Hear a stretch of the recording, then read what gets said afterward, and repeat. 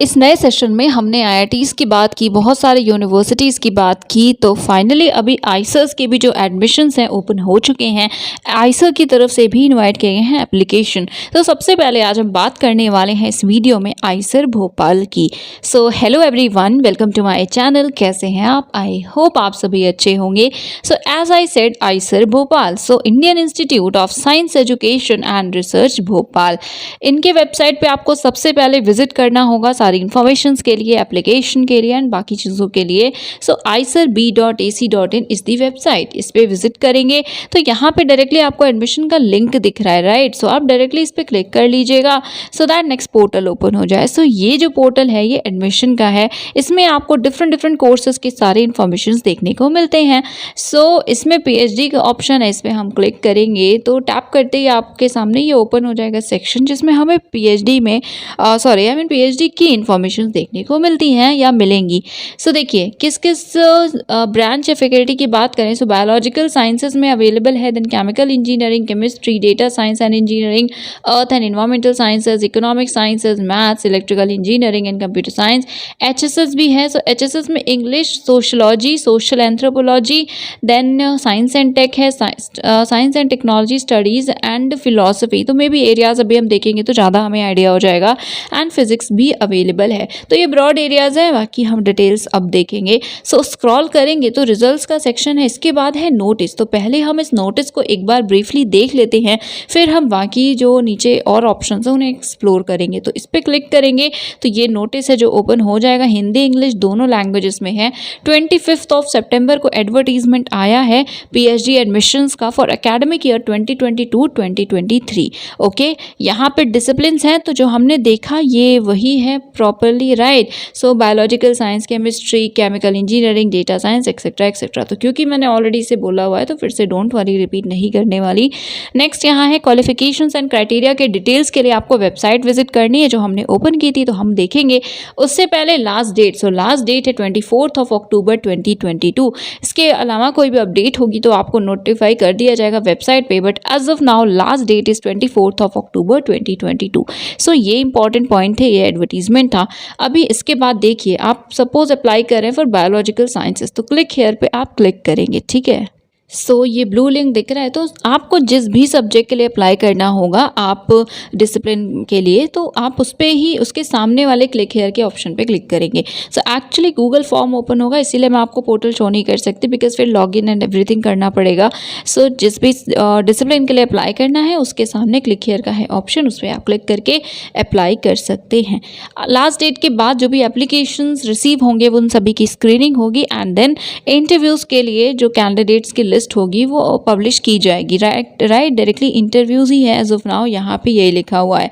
Next जो भी short listed candidates होंगे सिर्फ उन्हीं को ईमेल के थ्रू इंटीमेट किया जाएगा, बाकी कोई इन्फॉर्मेशन सेपरेटली जिनका सिलेक्शन या शॉर्ट लिस्ट जो नहीं होते हैं उन कैंडिडेट्स को नहीं प्रोवाइड की जाएगी। नाउ रिसर्च एरिया, सो क्या क्या रिसर्च एरियाज हैं इसे हम देखेंगे। इससे पहले एज लिमिट क्या है, सो देखिए प्रेफर किया गया है कि 28 ईयर्स से ज़्यादा नहीं होनी चाहिए। 3 ईयर्स का relaxation OBC NCL and 5 years का relaxation female applicants SC ST PD candidates को मिलेगा। ओके, अपर एज लिमिट जो है, जो लास्ट डेट है ऑनलाइन एप्लीकेशन की, जो कि कितनी थी 24, राइट, 24 अक्टूबर। सो वो ही डिटरमिन, मतलब वही डेट होगी, तब तक आपकी 28 ईयर्स से ज़्यादा नहीं होनी चाहिए प्रेफरेबली। बाकी रिलैक्सेशन वगैरह यहाँ पे हैं। ओके, एंड DOB के लिए आपके जो मैट्रिकुलेशन 10th के सर्टिफिकेट हैं या आधार कार्ड है वो सभी एक्सेप्ट किया जाएगा। रिजर्वेशन जो गवर्नमेंट ऑफ इंडिया के नॉर्म्स हैं उसी को फॉलो किया जाएगा। नाउ फेलोशिप, सो जितने भी सेलेक्टेड कैंडिडेट्स होंगे, यस आपको JRF फेलोशिप मिलेगी, जो कि इनकी जो फंडिंग है उसी के अकॉर्डिंग है। That is of course 31,000 per month plus HRA and everything जो मिलता है वही मिलेगा। देन कुछ जनरल इन्फॉर्मेशन है। सो अगर आप हॉस्टल्स में हॉस्टल प्रेफर कर रहे हैं, सॉरी हॉस्टल्स नहीं होटल्स लिखा है, सो आप वहाँ पे जाएंगे अगर इंटरव्यू वगैरह के लिए, तो अगर आप वहाँ पे मेन कैंपस के पास में होटल्स वगैरह अगर आपको लेना हो तो यहाँ पे PDF है, उससे रिलेटेड इन्फॉर्मेशन है। ओके, देन यहाँ रूट मैप भी अवेलेबल है। सो इसे देख लीजिएगा। एंड अब हम देखते हैं यहाँ पे एरियाज। सो पहले because I am interested in HSS, so HSS पे आपने क्लिक किया, आप जिस भी डिसिप्लिन के उस पर क्लिक कर लीजिएगा।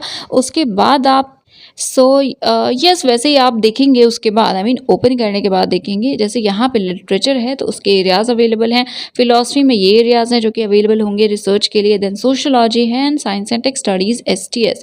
तो STS में देख सोशल हिस्ट्री है साइंस एंड टेक की, देन फेमिनिस्ट STS है, डिजिटलाइजेशन एंड सोसाइटी एंड बाकी और भी रिलेटेड एरियाज़ अवेलेबल होंगे। ठीक है, सो एलिजिबिलिटी क्या है? Okay, MSc MA MPhil degree है, इक्वलेंट डिग्री है रेलेवेंट डिसिप्लिन में 60% मार्क्स या 7 CPI या CGPA के साथ तो आप एलिजिबल होंगे अप्लाई करने के लिए, राइट। सिर्फ मार्क्स हैं तो परसेंटेज कंसीडर किए जाएंगे, ग्रेड मिले हैं तो CPI कंसीडर किया जाएगा। कैलकुलेशन करना हो तो आप यहाँ पे देख सकते हैं फॉर्मूला, ओके, दोनों के लिए भी लिखा हुआ है। देन एडिशनली, सो ये इंपॉर्टेंट है कि आपके पास इनमें से कोई एक क्वालिफिकेशन होनी चाहिए। तो देखिए, national level examination like National Eligibility Test NET या नेट SF नेट LSB है, JRF या और कोई रिकग्नाइज स्कोर है इस डिसिप्लिन में तो वो मैंडेटरी है एंड वो वैलिड होना चाहिए। देन जिनका रिजल्ट अभी पेंडिंग है नेट या JRF का या किसी और इक्विवेलेंट फेलोशिप का, तो वो रिजल्ट तो मतलब वो डेट मेंशन करेंगे एप्लीकेशन के टाइम एंड फिर क्वालिफाई होंगे तो उसी के बेसिस पे होगा। तो अगर क्वालिफाई हो जाते हैं तो वेल एंड गुड, नहीं होंगे तो फिर सिलेक्शन नहीं होगा। ओके, देन यहाँ पे है रिलैक्सेशन, सो 5% का है फिर SC ST PD कैटेगरीज। तो ये अभी सिर्फ हम HSS की बात कर रहे हैं, ठीक है। एक मैं साइंस के भी सब्जेक्ट को कवर करूंगी, इसके अलावा आपका जो भी डिसिप्लिन है उसे ओपन करिएगा, उसे टैप करके then areas and eligibility and जो भी कुछ इंपॉर्टेंट पॉइंट्स हैं उन्हें देख लीजिएगा। सो सभी कम्युनिकेशन ईमेल के थ्रू होंगे। कोई भी क्वेरी है तो आप ईमेल एड्रेस को ईमेल ID पे मेल करेंगे अपने एप्लीकेशन नंबर को मेंशन करके, ओके।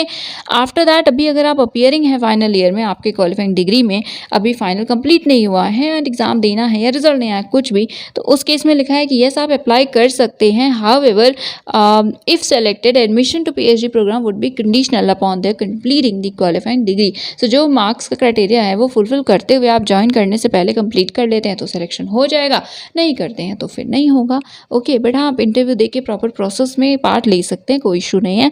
सिर्फ इंटरव्यूज ही होंगे, रिटन टेस्ट नहीं कंडक्ट करवाए जाएंगे and then selection procedure. So interview के लिए कॉल किया जाएगा, TA पे किया जाएगा जो भी SC ST PD कैंडिडेट्स हैं इंटरव्यू में अपीयर होने के लिए। Last date is 24 October and contact details यहाँ पे हैं। So department wise email ID आपको मिल जाएगी, जिस भी डिपार्टमेंट के हैं जो भी क्वेरी है इसी ईमेल ID पे अपने डिपार्टमेंट की ईमेल ID पे मेल करिएगा, ठीक है। सो ये यहाँ पे HSS की इन्फॉर्मेशन थी। अब हम जो भी फर्स्ट डिपार्टमेंट था उसे ओपन कर लेते हैं। सो बायोलॉजिकल साइंस, इस पे क्लिक करेंगे। ये एरियाज हैं, क्राइटेरिया सेम है, 60% मार्क्स चाहिए मास्टर्स डिग्री में या इक्विवेलेंट CPI 7 होना चाहिए एंड अगेन यहाँ भी नेट LS या गेट हो या JRF हो ये मैंडेटरी है।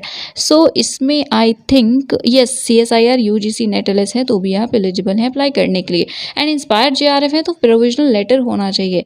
देन RGNF है या कोई भी फेलोशिप अगर मिल रही है तो वो बस आप एलिजिबल होंगे अप्लाई करने के लिए, ठीक है। सो यस, ये कुछ इन्फॉर्मेशन थी। तो इससे हम कह सकते हैं कि सभी डिसिप्लिन्स के लिए ये मैंडेटरी कंडीशन है नेट या गेट या JRF, बट इट डिपेंड्स कि सब्जेक्ट कौन सा है। तो जो सब्जेक्ट है उसके लिए क्या मैंडेटरी है वो देख लीजिएगा। नेक्स्ट है कि वो कैंडिडेट्स जिन्होंने BTech किया है IIT से या BSMS का जो ड्यूअल डिग्री कोर्स होता है वो किया है IISER से एंड CGPA CPI 8 से ज़्यादा है तो आप एग्जेम्प्टेड हैं, आप बिना किसी और नेशनल लेवल एग्ज़ाम के भी अप्लाई कर सकते हैं। तो समझ गए आप।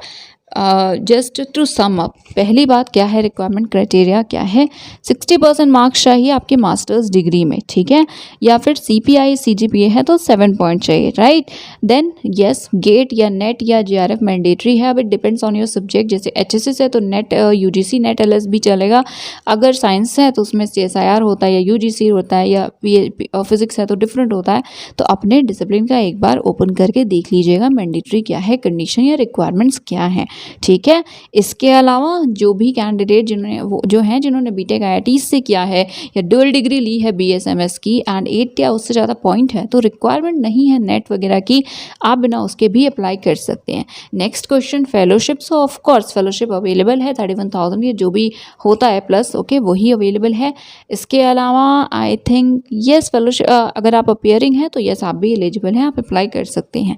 सो आई थिंक ये कुछ पॉइंट्स थे एंड इंटरव्यूज ही होंगे एंड वहाँ जाना होगा आपको probably and yes. So I think finally ये कुछ चीज़ें थी जो इस वीडियो में हमने देखी एंड सम अप भी कर लिया है। और कोई इश्यू है तो अपने डिपार्टमेंट के ईमेल आईडी पे मेल कर लीजिएगा एंड आप कमेंट सेक्शन में भी बता सकते हैं। So that is it for today guys. अगर वीडियो हेल्पफुल लगा हो तो do not forget to like and share this video and please subscribe the channel for more information, for more updates, right? So that is it for today. Thank you so much for watching this video.